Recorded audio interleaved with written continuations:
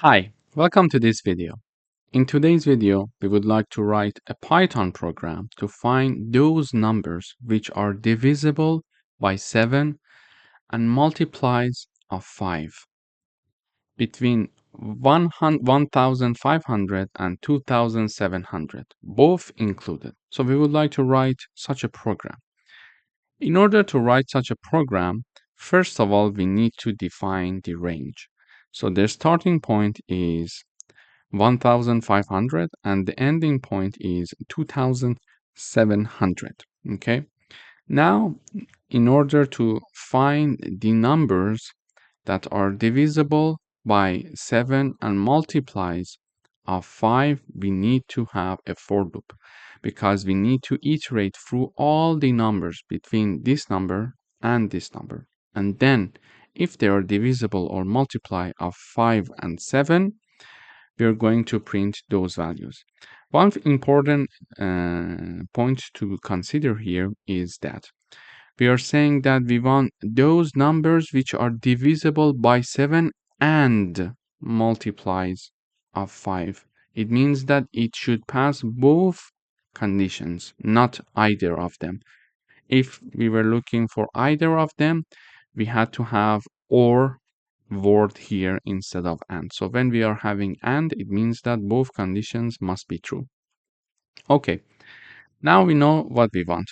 We're going to have a for loop saying that for each variable num in the range start and end plus 1, because we know that when we are having a for loop, the starting point is inclusive, but the ending point is exclusive.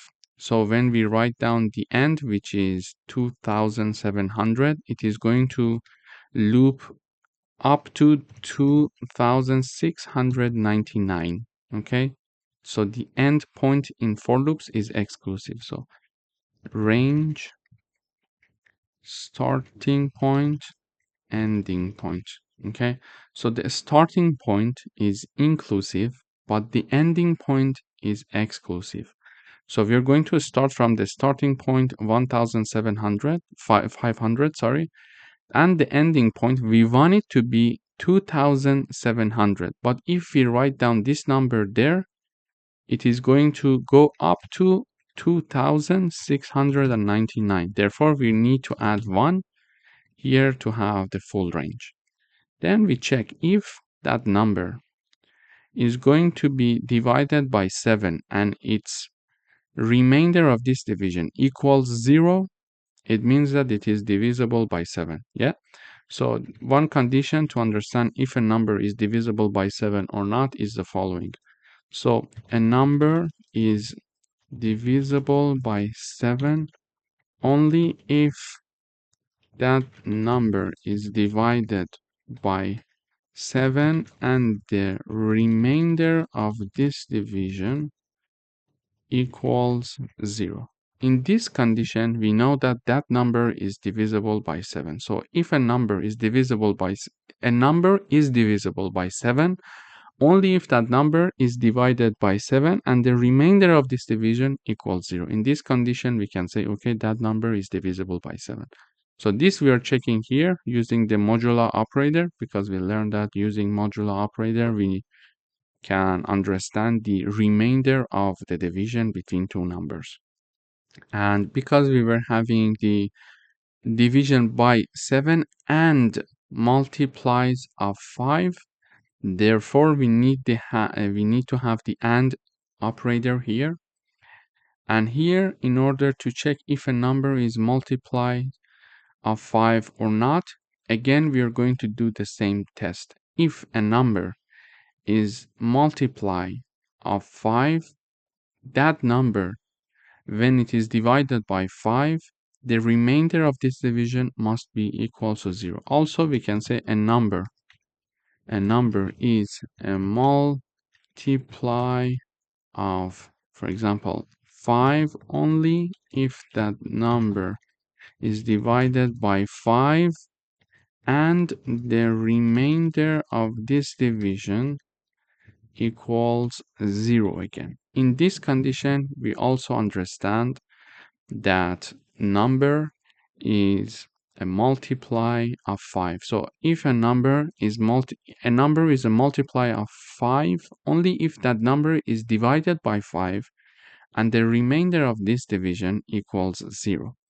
So we are using modulo operator to check this. So if this number is divided by 5, the remainder equals 0. So if both of these conditions are true, because we are using AND operator, print that number for me. It means that that number is also divisible by 7 and multiplies of 5.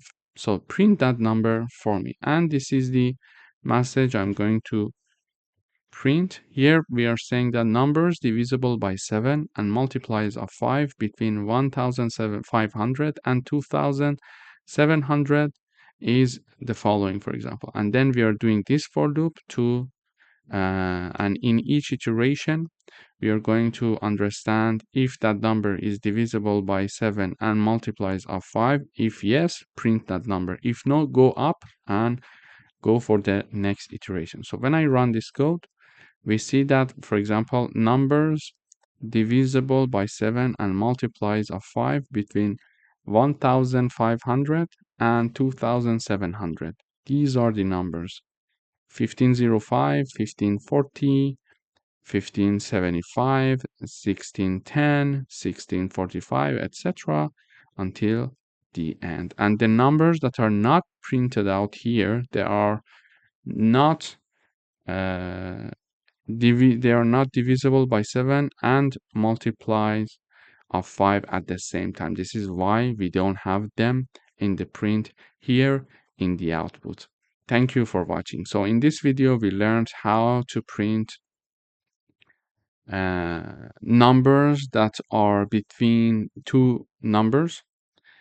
So we discussed how we can find if a number between two other numbers, so the numbers between, for example, 1500 and 2700, all of them between this range, we considered if a number in this range is divisible by 7 and at the same time a multiply of 5. Thank you for watching. Welcome back. In today's video, we would like to write a program to construct the following pattern. This is the pattern that we would like to have, and we need to write a program to do this for us. So we see that it's a repetitive pattern. So we are having star being printed in different lines. We can either do it manually. For example, we can have this print star. We can have this. And then in the next line, we can have the print. Now 2 stars, for example, with a distance, etc. until the end. But it's not a very efficient way of doing it. In order to do that, we learned that repetitive tasks are very good to be done using loops. So we are going to use loops here in this example to do the job for us. So first of all, we see that what is the maximum number of rows that we see here. So we are what is the number of columns that we are having here. So here it's only one column. Here we are having first column, 2 column, third column, fourth column, and the 5th column. So we are going to have up to 5 columns. So in one row, first we are having 1 star. In the next row, we are having 2 stars. In the next row, we are having 3 stars. So the maximum number of stars that in one row we can have is 5. This is why we are having our n equals to 5. The maximum stars that are there in one single row is 5. So we are having n equals to 5. Now, let's start the work. We said that for repetitive tasks, it's better to use loops. Here we are going to have a for loop with our iterating variable I for each I that is in the range of 1 and n plus 1, because we learned that when we are having the range, the starting point is inclusive, but the ending point is not inclusive, okay? Therefore, we are having the ending point, which is 5 plus 1 here. And in each iteration, we are going to print the star with the repetition with the number of I. What does it mean? It means that, for example, when I equals 0, when I equals 1, sorry, because we are starting from 1, print 1 star, okay? But if I equals 2, print 2 star, 2 star, with 1 space between them. Why? Because we are having it here. So we are having a star and then a space multiplied by I.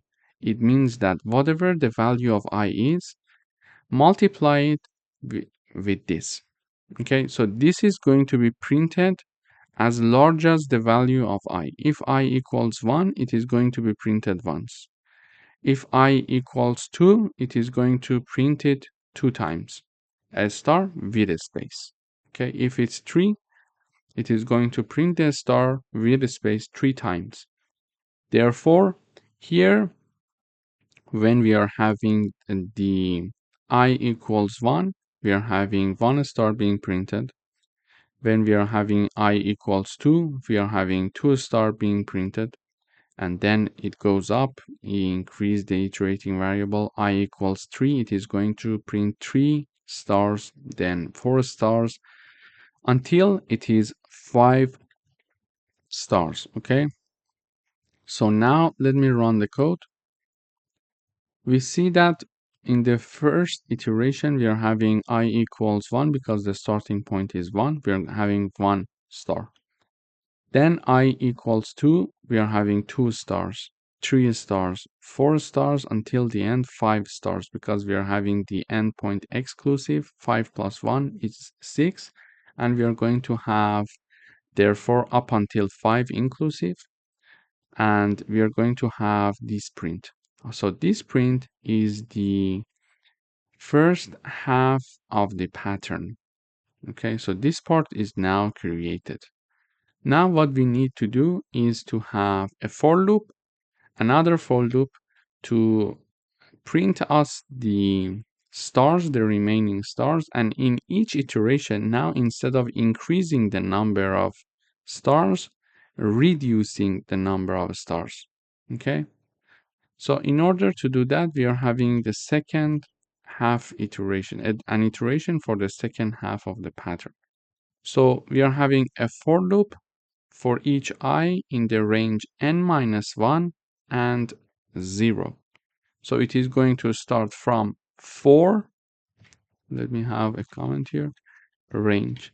So it is going to start from 4, and it is going to continue up until I equals 0, but because it's inclusive, it is going to go one number before that, which is 1. And in this iteration, the point is this. We are going to reduce the iterator variables. So by default, I, when it is equal to 1, in the next iteration, it is going to be 2. In the next iteration, it is going to be 3, etc. But when we indicate that this number, the third argument, we are going to start from 4, I equals 4. In the next iteration, I will be equal to 3 because we are reducing one value from it at each iteration.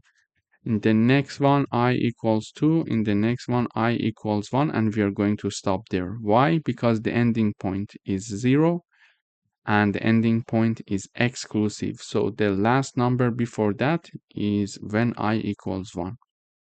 Okay, so we are having a for loop for each I in this range, starting from 4, ending at 0 exclusive, and in each iteration we are going to reduce the value of I by 1 unit.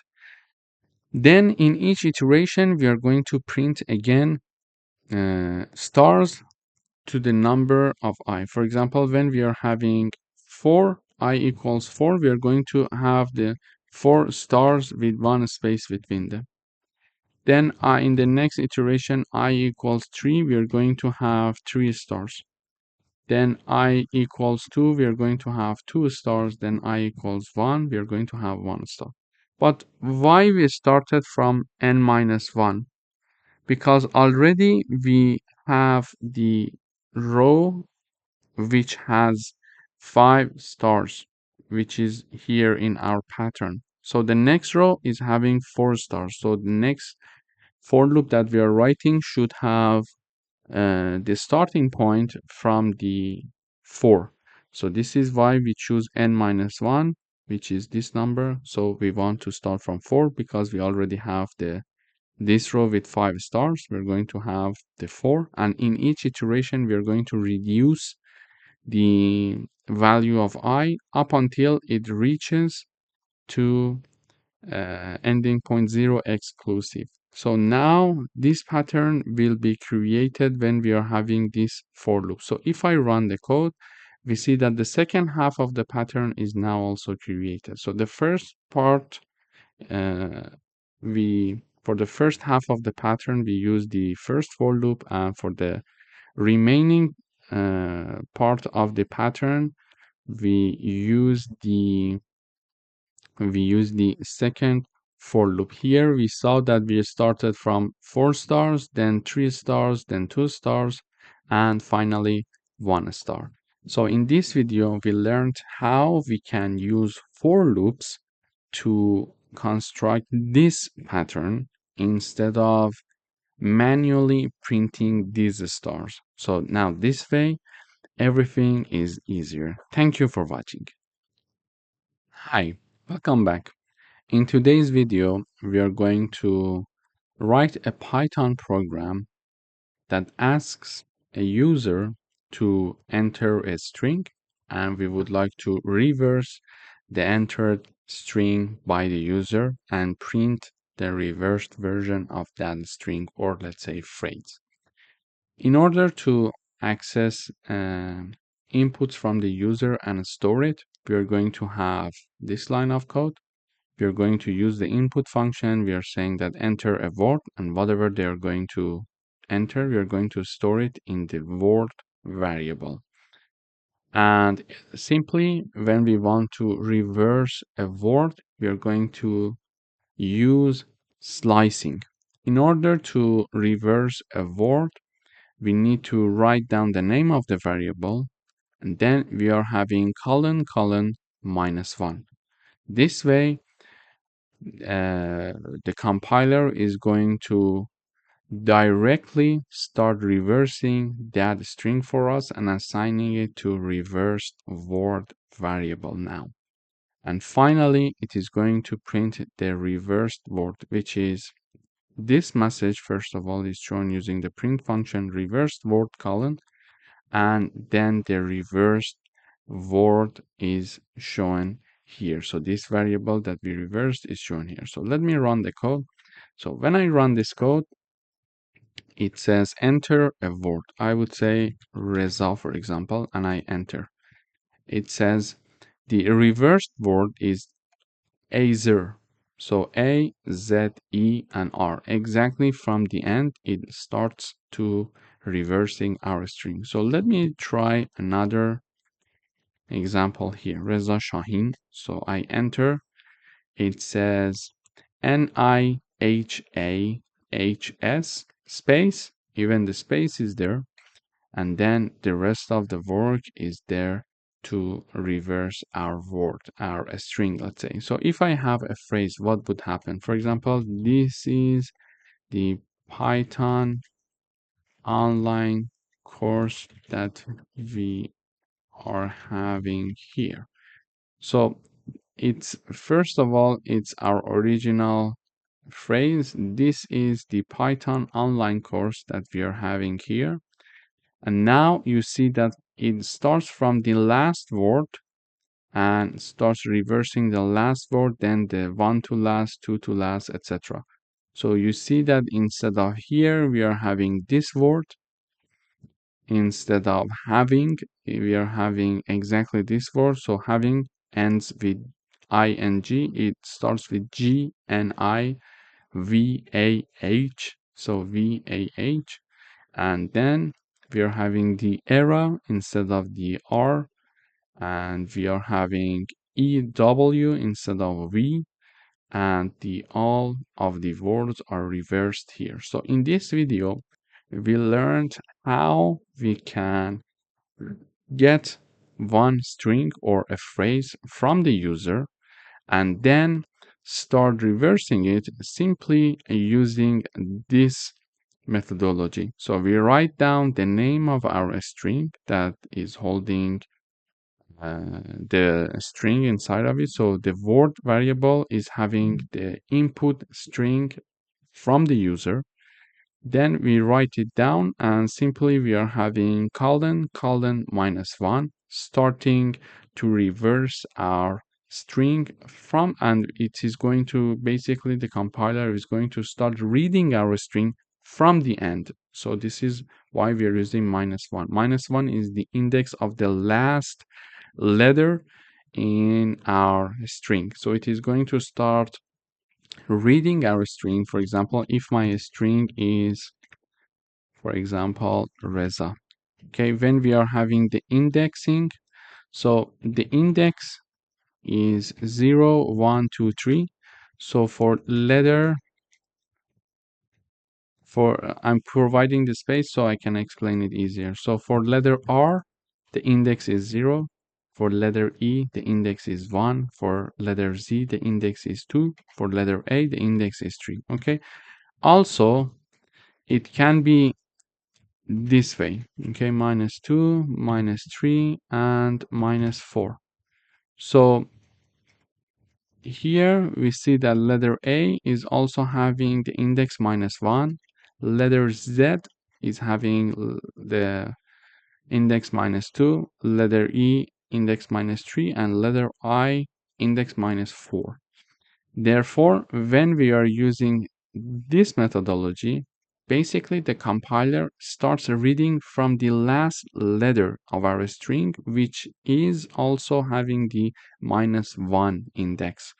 So the compiler starts reading from here for each word. And when it is going to read from here, it is going to also store it, and now we are having the output which is reversed, because instead of having the Reza, now the compiler is seeing AZER because it is reading it from the end, from the -1, then -2, -3, and -4 until it reaches the starting point, which is R now. Okay, so this is how the compiler treats a reversing, and after reversion, it is assigned to reversed word variable, which is another string, and then we are printing it here in the output. Thank you for watching. Welcome to this video. In today's video, we would like to write a Python program that prints all the numbers from 0 to 6, except for 3 and 6. Okay. In order to do that, the one method is to print, for example, 0, then print 1, etc. until the end manually. But we learned that if we are doing repetitive tasks, it's important to use for loops. So now I would like to use for loops here. Here is my for loop. So for each num is my iterating variable. For each num that is in the range between 0 and 7, we are looking for numbers from 0 to 6, but because we learned that the ending point is exclusive, so we are going to have between 0 and 7, and 7 is exclusive, so it is going to include up until 6. If num equals 3 or equals 6, simply continue. And if this statement is not true, print that number for me. So when I run the code, we see 0, 1, 2, 4, and 5. And 3 and 6 are not being printed. So let me analyze the code for you. Num is my iterating variable here. Okay. So in each iteration, num is going to take one value. First of all, num is going to take value 0 in the first iteration. When num equals 0, what happens is the following. It checks to see if num, which is 0, equals 3. No. Is it equal to 6? No, it's not equal, because this condition is not true. Therefore, this block of code, which is one part of the if condition, is not going to be executed, and then it is going to come here. Using the print function, we are going to print that num, which is 0, that we see here. Okay, and this end keyword helps us to have all the prints in one line rather than having them in different lines. So if I remove this, for example, when I run, you see that they are not in one line. They are in different lines. Okay, so when I have this, everything is going to be printed in one line and with a space. Okay, so you see it here. In the first iteration, num equals 0, and we're going to have the 0. Then num equals 1, and we are going to, in the next iteration, 1 equals 3. No. Is it equal to 6? No. Therefore, we're going to go to the print again. We're going to print 1 and put 1 space. Then num equals 2. 2 equals 3? No. 2 equals 6? No. Therefore, we're not going to go to this part and we're going to print. Simply, we are saying that, okay, 2 is printed with 1 space. After that, we are having num equals 3. Here in the next iteration, num equals 3. 3 equals 3? Yes. And because we are using the OR operator, we are not even going to check this part, because when we are having OR operator, either of the conditions must be true. So we don't care if it's the first one or it's the second one. If one of them is true, we are going to have the result to be true. Okay, so whenever we are, let me review it here for you. Whenever we are having the AND operator, both conditions must be true to enter it. Okay, when we are having the OR operator, however, one of the conditions must be true to have the true output. To have the true output. Okay, so when we are having AND operator, both conditions must be true to have the true output. But when we are having the OR operator, one of the conditions must be true to have the true output. So we are having the OR operator, and one of the conditions, either this one or this one, must be true. And num equals 3 means that 3 equals 3, so it's true. Therefore, we are going to continue and execute this part of the code. So when this condition is true, we are going to say, okay, so we enter this if condition, and the code in the if condition is continue, meaning that do nothing, skip. Okay, so nothing will happen, and we are getting out of the if, and we are going to increase the num one more time. So we are having num equals 4. This is why when num equals 3, nothing happens actually. When num equals 3, we are using the key word that is continue, meaning that, okay, carry on, skip, and do nothing. And when we say continue, okay, it is going to go for the next iteration where we are having num equals 4. So num equals 4, we enter the this part again. So 4 equals 3, no. 4 equals 6, no. So this part is not executed, and we are printing 4. Then num equals 5, we are having this condition is not true because 5 is neither equal to 3 nor to 6. We are going to print 5. And finally, we are having num equals 6. So we are saying that num equals 3, no. Or num equals 6, yes. Therefore, continue, enter this part and use the keyword continue. So we are going to continue and do nothing, skip. This is why nothing is being printed here in the output when we are having that num equals to 6. And this can be true for many other situations. For example, we can have num1 in range, for example, between 0 and 101, let's say between 0 and 100 we want to investigate, but because the ending point is exclusive, I'm saying 0 and 101 colon. Then we check, for example, if num1 divided by 2 equals 0. In this situation, print, for example, the number is even, and we can have this condition here. So when I run the code now, we see that, okay, let me also print the code. Okay, we see that the number is even, the number is even. So also I need to have the num1 in each iteration, so it is going to show me which number is even. So when I run the code, it says the number is even. It's 2, 4, 6, 8, 10, etc. until the end, you see.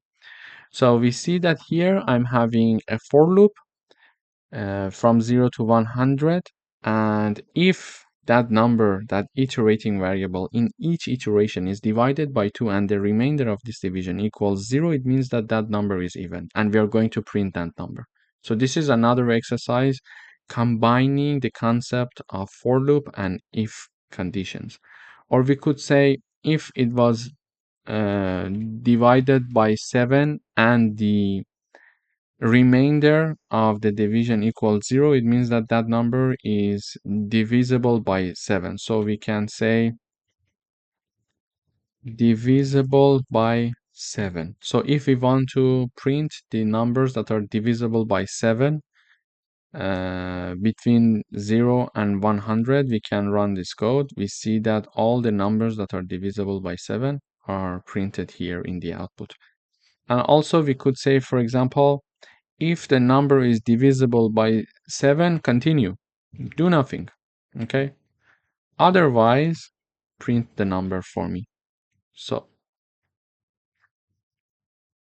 print the num, and we are going to have also the end keyword to have all the numbers in one line. So when I run the code, okay, we are having a very large range, so we are having a lot of output. Let me reduce the range. So when I run the code, we see that, okay, here let me first comment this part. So now if I run the code, we see between the range of 0 and 50, all the numbers that are divisible by 7, we're not printing them here.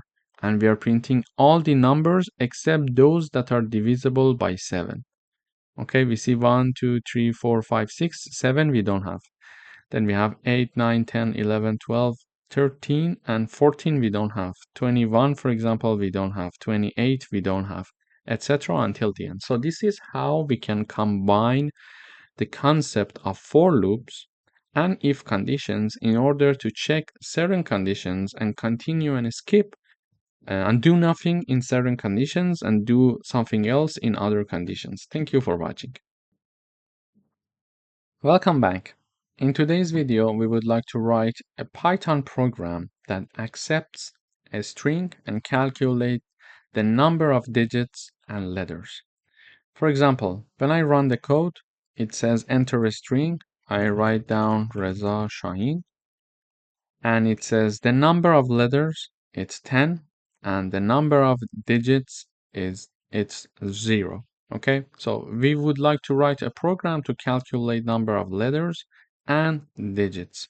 Okay, in order to do that, first of all, we're going to start with this message. We're using the input function to show this message to the user, enter a string, and then we are going to ask the user to enter a string, and whatever the user is going to enter, we are assigning it to text variable. We are having two counters here, letter count and digit count. So we are going to initialize them to be 0 because whenever we see a letter, we are going to increase it. So this way we are counting the letters and digits. Now we need to have a for loop. So in order to have a for loop, we are having our iterating variable, which is called char. So for each char in the text, this is the variable that we stored the string that we got from the user.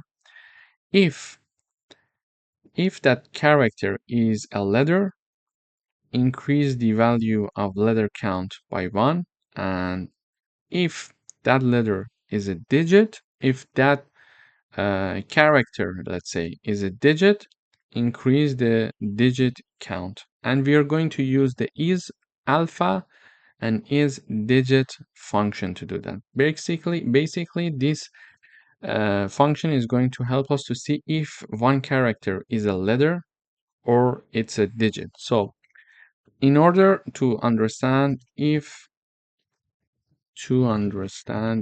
a char is a letter, we can use the is alpha function, meaning that, for example, if the name of my character is char, like this, char dot is alpha is going to tell us the answer is true or false. If it's true, it means that this character is a letter. If the output is false, it means that this character is something else. It's not a letter, let's say.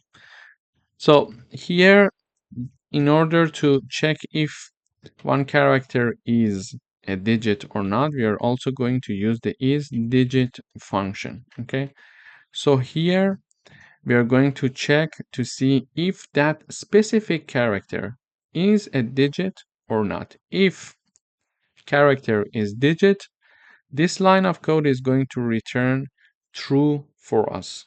If that character is not a digit, it is going to return false for us.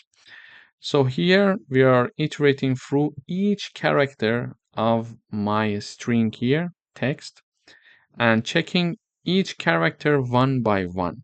So I say that character, in the first iteration. For example, let me run the code one more time. I say my string is Reza. It says we are having 4 characters. Let me say Reza 1. Okay, it says 4 characters, 1 digit. So now let's see how it works.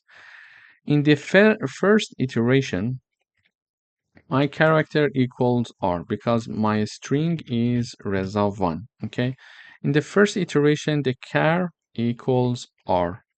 And then we check to see if R is a letter. What is the answer? Yeah, it's true. So because this statement is true, we are going to enter the if condition and we are going to increase the value of letter count by 1. So letter underscore count plus equal 1, meaning that we are going to increase it. Then in the second iteration, char equals E. And we are going to check if this character, which is E, is a letter. Yes, yes. Therefore, we are going to increase this value again. We are going to have letter count. Another time it is increased. So here, letter count was equal to 1. Initially, it was 0 because we initialized it here. Okay. Then after this iteration and doing this, it became 1. Now after the character E in the second iteration, we are increasing the number of letters. Now it is also increasing by another 1 value, so it becomes 2. Now we are having the character. What is the next character? This is Z. Okay, character equals Z. We check to see Z is a letter. Yes, the answer is true. So we are going to increase this value again. We are going to increase this value one more time. Therefore, the number of letter counts now equals 3. In the next iteration, we are going to have char equals to 1. We check to see if char is a letter. Yes, so we are going to increase the letter count one more time. So now it's equal to 4. And finally, the last character is this one. Okay, is this one, 1. So we can have char equals 1. So we this time, when the character is 1, we check this part. If the character is a letter, the answer is no. It's false because it's not a letter, it's a digit. This time, my character is getting the value 1. Therefore, because this statement is not true, it's not going to execute this part. It goes and check the next condition. Here, we are checking to see if our character is a digit. Is it a digit? Yes, the answer is true. Therefore, we are going to increase the value of digit count. Therefore, here the character equals 1. So digit count plus equal 1, meaning that the digit count equals 1. So now we iterated through all the characters of my string and we calculate the final number of letter count to be 4 and digit to be 1. So after finishing this for loop, we are having the number of letters in the output. We are using the print function. So letter count is being printed, number 4. This is exactly what we expected. This is what we calculated. And also, we are seeing that number of digits. So it is digit count. So it is 1, which is exactly what we had here. So this is how actually we can get a string from the user. We can initialize the counters for letters and digits, and then we can loop through the string that we got from the user, and each character can be investigated one by one to see if it's a letter or if it's a digit. And in the end, because when it is a letter, we are going to increment the value of letter counter. If it's a digit, we are going to do the same. We are going to increase the counter. And in the end, we are going to print the letter count and digit count. Thank you for watching. Hi, welcome back. In today's video, we would like to write a Python program to check if a triangle is equilateral, isosceles, or scalene. So first of all, we need to know what are these triangles. Let me review the definitions. So a triangle is equilateral if all sides are equal. Okay, so a triangle is equilateral if all sides are equal. For example, side 1 equals side 2 equals side 3. So, for example, side 1 is 5 centimeter and side 2 and side 3 are also 5 centimeters. Therefore, side 1, for example, equals 5, side 2 equals 5, side 3 equals 5 as well. It means that side 1 equals side 2 equals side 3. When we are having this situation, we call our triangle equilateral. Now, we call a triangle isosceles if a triangle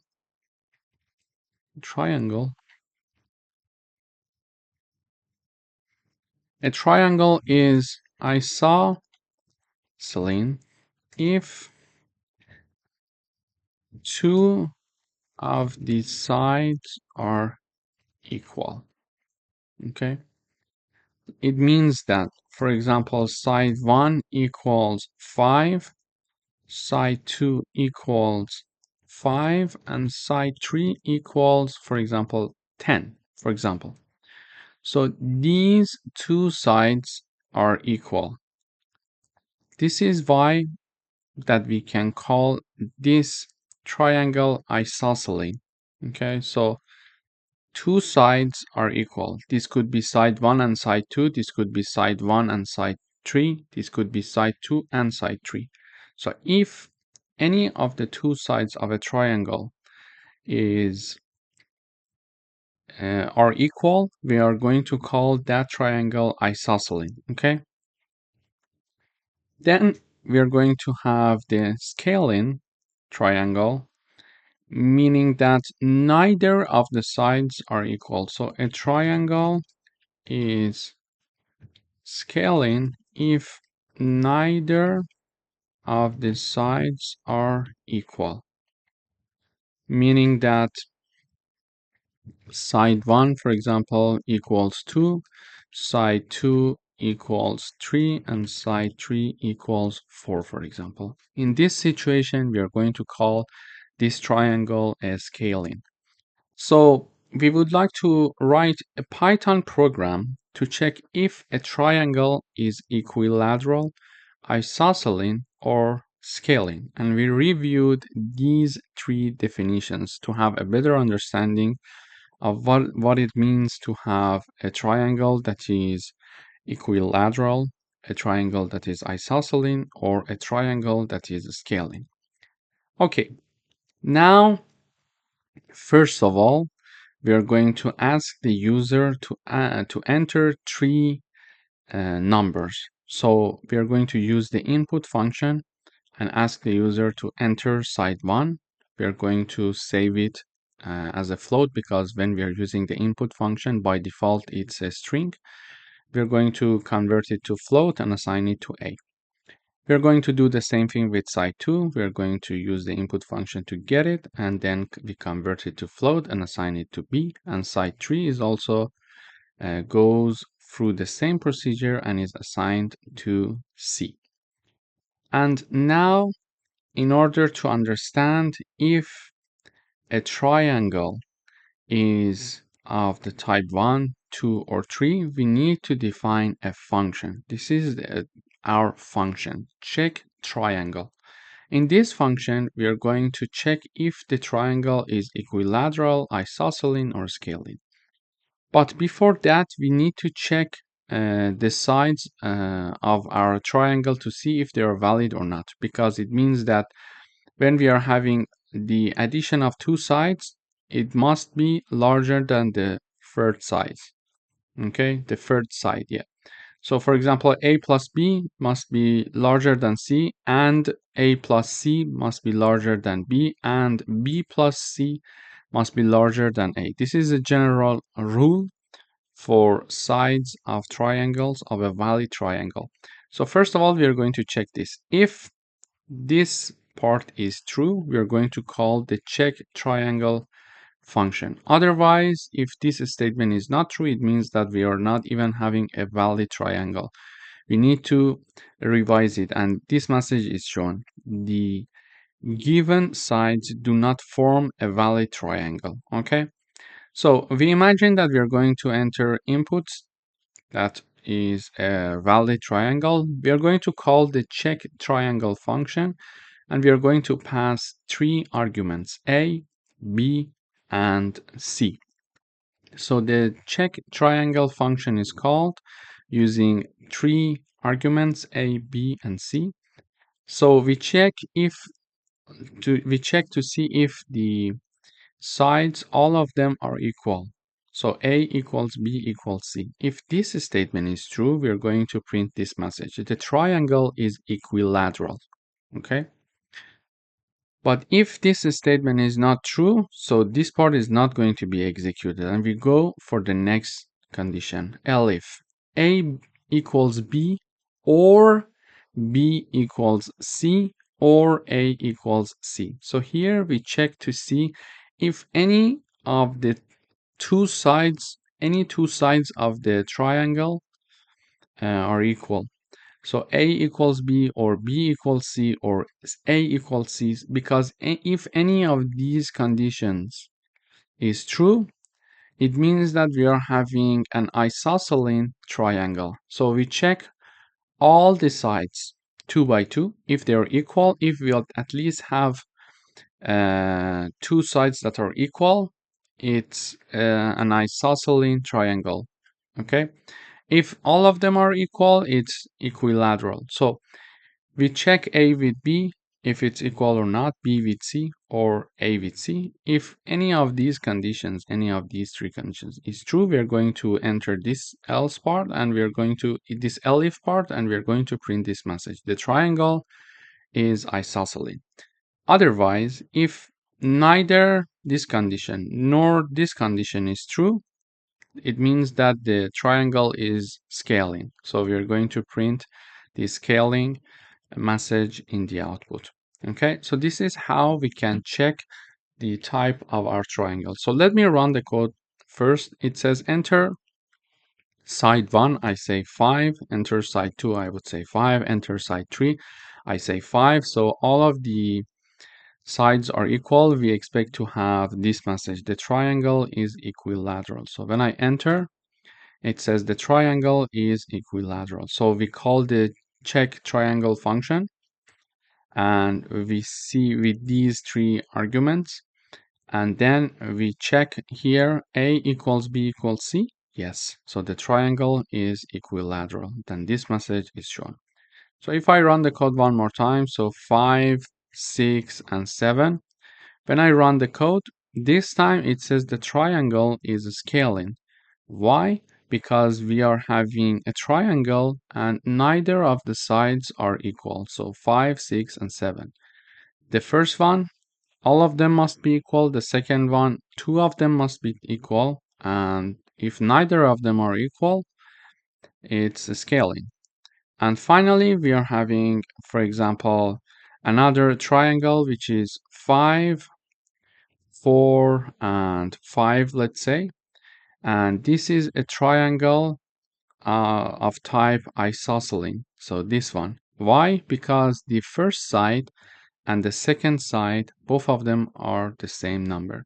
So here we check A equals B, 5 equals 4, no. B equals C, 4 equals 5, no. A equals C, so 5 equals 5, yes. Therefore, it enters and checks here. The triangle is isosceles. So in this video, we learned how we can write a program to check if a triangle is of type equilateral, isosceles, or scaling. Thank you for watching. Welcome back. In today's video, we would like to write a program to count the number of characters in a string. In order to do that, I would like to define a function that is going to do the counting of each character. So in each character, frequency is counted inside this function, char frequency. What I'm going to do here is the following. For example, when I run the code, it says enter a string. So I write down Reza, for example. When I enter, we see that it says R, the frequency is 1, E, the frequency is 1, Z, the frequency is 1, and A, the frequency is 1. So our program counts the number of frequency of each character. When I run the code one more time, I type down Reza R, for example. This time it says we are having two R, one E, one Z, and one A. So here, first of all, I ask the user to enter a string. We use input function to get the string from the user. We assign it to text. Then we are having the call of the function of the char frequency. This is the name. And we are passing text variable as an argument of this function.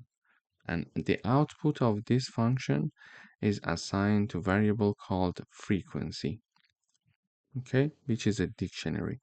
But let's see what's happening inside this char frequency function. When we call this function, the compiler comes here. It checks the name of the dictionary, sorry, the name of the function, and okay, so this is the function that was called. When this function is called, this part of the code is going to be executed. So first of all, we are creating a dictionary to store character count. And as a reminder, when we are having a dictionary, we're going to have key values. Okay, so a dictionary is having key value pair. It means that, for example, for the key1, we are having value 1. Then we are having, for example, key2 and key2. Then we are having value 2, for example, etc. Okay, so just imagine that we are having a dictionary with two keys and two corresponding values. So it's a key value per a dictionary. We are having the key 1, its corresponding value, key 2, its corresponding value. Here exactly, if you see that R is my key and its corresponding value is 2. So in a dictionary, we can easily count the number of frequency for each character. Now I created an empty dictionary here. Then we are looping over the S. So for each character that is in S. And what is S? S is exactly what we passed as argument to call the function. And what did we use to call the function as an argument? This is the text, which is what the user entered. So the entered string by the user is stored in text. We pass text as an argument for the char frequency call of function. Here we just name it s, and we are now looping over the string that the user enters. So we are looping over the string that the user entered. Okay. Now that we are looping over each character of a string that the user entered, just imagine the string is Reza R. Okay. Now, for example, in first iteration, character equals R. So we are looping over R. Then in the next iteration, character equals E, character equals Z, equals A, and equals R. So in each iteration, we move forward character by character. Now we are saying that for each character in the string, if character is inside the frequency dictionary, what does it mean? It means that, for example, we are checking to see now that in the first iteration, char equals R, okay? We want to see if R is in frequency dictionary, okay? In order to check that, we need to check the keys of my dictionary. And first of all, in beginning, initially, this dictionary is empty. So when in the first iteration, when we are having the character R and we are checking to see if R is inside the frequency, the answer is false because initially it's an empty dictionary. So there is nothing inside that. Okay. Now that this statement is not true, we are not going to execute this part of the code and we go to the else part. When we go to the else part, now we are having the value of that character in the frequency dictionary equal to 1. Okay, so we are creating one element for the frequency dictionary here. So what's happening here is the following. So now frequency dictionary is having one key and its corresponding value. Okay, let me repeat it one more time. So what's happening here is the following. So first of all, we started by looping over the string that the user entered. So we are having the character by character, we are looping over the string. For example, if the string is Reza R, first we start by R. We check if R is in the frequency dictionary. The answer is no, because initially it's an empty dictionary. So this part of the code is not executed. We go to the else part. Here we are creating a key for this dictionary, which is R, and we assign its value to be 1. Okay. And after this has been implemented, we go up, we move to the next character, and next character is now E. So now the next character is E here. Okay. So now We check if E is in the frequency dictionary. Now our frequency dictionary has one key and its corresponding value, which is R and 1. So E, is it inside the frequency? No, because we only have R, so this part is not executed. Then we move on to the else part, and we are creating a key with the name E, and its value is 1 in the frequency dictionary. So now the next one is created, which is E, and its value is 1.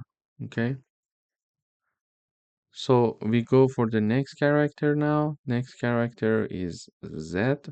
So Z, is it inside the frequency? No, because here we only have R and E.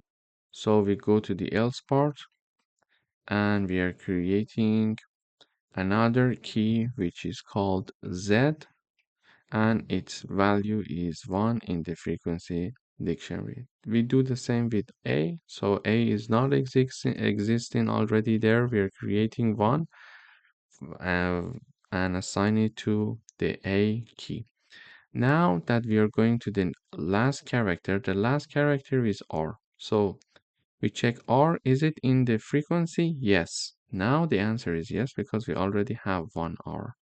So in this case, we are going to increase its value by 1.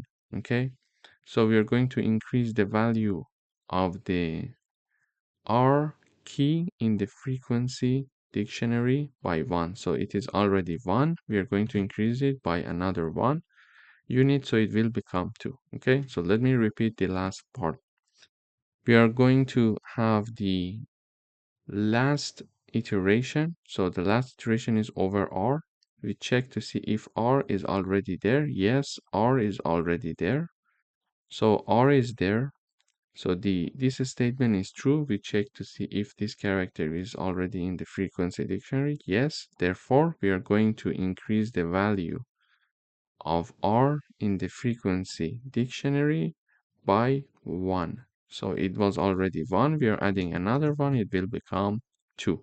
This is how this function is going to count the number. So the number of frequency of each character. So in this frequency dictionary, now I have R equals 2, E equals 1, Z has the Z has the value 1, and A has the value of 1. So A, Z, E, and R, they are my keys. As we said, it's a key value pair, and it's 2, 1, 1, and 1. It's their corresponding value. As we expected here, we saw the same thing in the output. So we were here. So here we called the function. We did all this computation, and in the end, we are returning the dictionary frec, okay, or let's say frequency. We are returning this dictionary. So we created this dictionary and we are returning it now, okay, and the return dictionary is assigned to this frequency variable, which is itself a dictionary. Now we would like to display character frequencies. So everything is inside this dictionary now, frequency, because the output of the function was assigned to this variable. Now we are having that. We are looping over characters and values. Let's say we call count here. These two are my iterating variables, character and count. And they're going to iterate over the keys and values respectively. Okay, keys and values, keys and values. For example, this char iterating variable is going to iterate over all the keys R, E, Z, A, and this count variable is going to iterate over their corresponding values 2, 1, 1, and 1. Okay, in frequency.items, when we are having the frequency.items, frequency is the name of the dictionary. .items means that the items function is going to help us to iterate over the keys and values. Now in each iteration we are going to print the character with its corresponding value. So in each iteration we see R, for example, and its corresponding value is 2. So R is my character, its corresponding value is 2. We're printing it. Then in the next iteration, we are having E and 1. So E and 1, Z and 1, and A and 1. So this way, we are having a function to count the frequency of characters. And also in the end, to display these character frequency, we are using a for loop to iterate over key and value pairs of my dictionary. So in this video, first of all, we reviewed the dictionaries, we reviewed how they are created, and we learned that a dictionary is a key value pair, and then we learned how to count the number of frequency of different keys in a unique dictionary. After that, we learned how to iterate through key value pair in a dictionary. Thank you for watching. Welcome back. In today's video, we would like to write a Python program to get a string made of first and last two characters of a given string. So if the string length is less than 2, return empty string instead. Or we can say, or a message, return an error message. Okay. So here is my code. When I run, it is going to return the first two and last two characters of a given string. For example, I'm calling the function using this string Python. What I get in the output is pyon, so the first two characters and the last two characters. I called it using hi Reza. I say I get hi, the hi and za in the end. And when I call the function with the string less than two characters, I'm going to get this message. It must have at least two characters. Okay, so this is my code. But how can we do that? So here I'm having a function called first and last two. It accepts one parameter. Whenever we call this function, we need to have one parameter. So here I call this function first and last two with the argument Python. So I'm calling the function with a string. Here, first of all, in the function, I check to see if the length of the argument that is passed to call this function is less than 2 or not. So if it's less than 2, we are going to return this message. It must be at least 2 characters. Okay? So if the length is less than 2, it is going to show this message. But if it's not less than 2, we're going to return this part. And what is this part? Basically, this part is having a new string being returned with the first two characters and the last two characters of the S string. So for example, if my string is Python, here what's happening in the return, it is returning the S2 plus S minus 2. Okay, and basically this part is going to create a new string that is py, which is the first two characters of my string Python, which is py, plus the last two characters, because we are having the index minus 2. Okay, so the last two characters plus on. Okay, so this one will become pyon in general in the end. So this is what we have as the output, as you see here. But why minus 2? So if I have a string here, let me give you another example. If I have a string called Python, the indexing works like this: 1, 2, 3, 0, 1, 2, 3, 4, 5. So this is the indexing. So index of the P character is 0, index of Y character is 1, etc. until the end. The index of N is 5. So the character N has the index 5. We also have another method for indexing a string. We can start from the end. So when we start from the end, the last one is -1. For example, the character n, the index is -1. Then the character o, the index is -2. Character h, index is -3. Character t, index is -4. Character y, index is -5. And finally, the character p, its index is -6.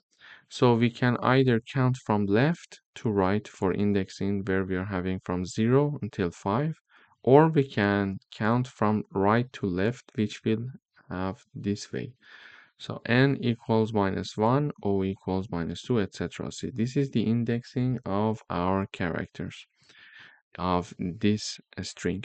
So when we are having the string s, the first two characters, it will be index 0 and 1, which is p and y. And when we are having the -2 and then colon, it means that from the start from the -2, which is o, and go until the end, which is o and n. Okay, so this is how we can have this. So -2, it will be o and n. If I write down -3 and then colon, it means that it starts from h and continue until the end. This is how we can create a string from the first two letters and the last two letters. Thank you for watching. Welcome back.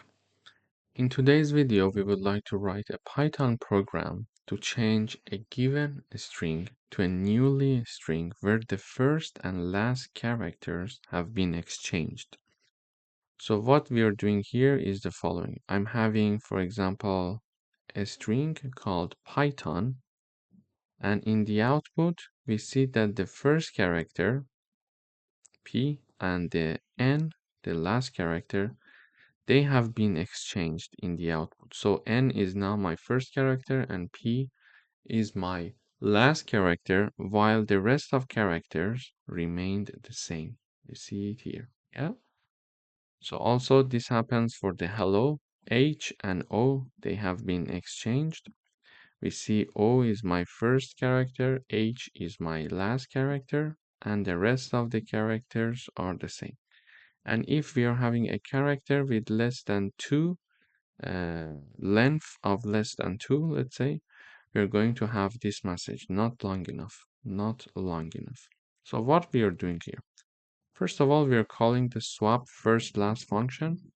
And this function, what is it going to do? It's going to create a new string, and it is going to exchange the first and last letters. So swap first last function, we are calling it with an argument s. Here when I call this swap first last function, I'm having a string as argument that is passed. Then we check if the length of the passed argument is less than 2 or not. If it's less than 2, we're going to have this message being shown, not long enough, exactly as we have here. But if the length is larger than 2, we're going to return this part. Because this statement is not true, then we're going to go here and execute this part of the code. So what this part of the code is doing. So my string is hello, let's say. Okay.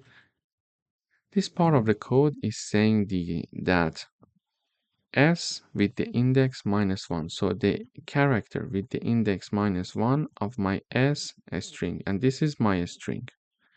The character -1 refers to the last character, okay? Character with the index -1 refers to the last character. So create a new string where the first character is O because we are putting it in the beginning. So the first character is O. Why? Why O? Because we are calling the string with character of index -1, and character with the index -1 is O. In the S, for example, a string which is hello. So the last character, which is having the index -1 of my string hello, is O. Okay, so I write down O here, plus, then we are having a new separation, let's say. So we are having now character from 1 to -1, and the ending point is exclusive. So we are writing it down like the following: from index 1, which is E, until index O, which is the -1, but the end is exclusive. Therefore, we're going to be having this. Okay, and why we are having index 1 from E? Because when we are having a string like hello, the indexing starts from 0, 0, 1, 2, 3, and 4. Okay, this is my indexing. And now H is having index 0 and E is having index 1. Okay, so from 1, which is the starting point, and the starting point until ending point. But we need to be very careful. Ending point is exclusive. So ending point is exclusive. We are going up until -1, but -1 is not included. Okay, so we start from 1, which is E. We go up until -1, but because it is not included and it is excluded, we are not going to have that. So we are having ELL. Okay, so ELL plus. Now we are having the index 0 of our string. So we mentioned that this string hello, the index 0 is the first character, which is H. So here is my H now. So now we are creating a new string with these characters. So O, E, L, L, and H. Okay. So this is how we are going to exchange the first letter and the last letter. Also here, I'm having another example for Python. The same happens here. So we are going to, let me write it down here. So we are having a string called Python. First, we are putting the last character, which is N, plus YTHO plus P. Why? Because we are saying first the last character, which is N. So we are putting it here. Then start from the character with index 1 and go up until character -1, but the -1 is exclusive. So this is index 1, which is Y. Go up until -1, but -1 is exclusive. So we go 1 to the left. We are having the YTHO as we have here.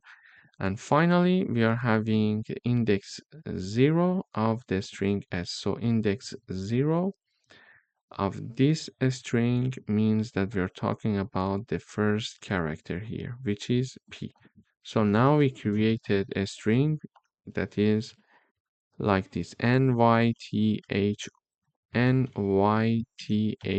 and P, exactly as we see here in the output. And in case that we are calling the swap first last function with any string that has the length less than 2, we are going to have not long enough message because it's less than 2. So the length of the character is measured through the len function. If it's less than 2, if this statement is true, we're going to show this message not long enough. So in this video, we learned how to exchange the first and last characters of a given string. Thank you for watching.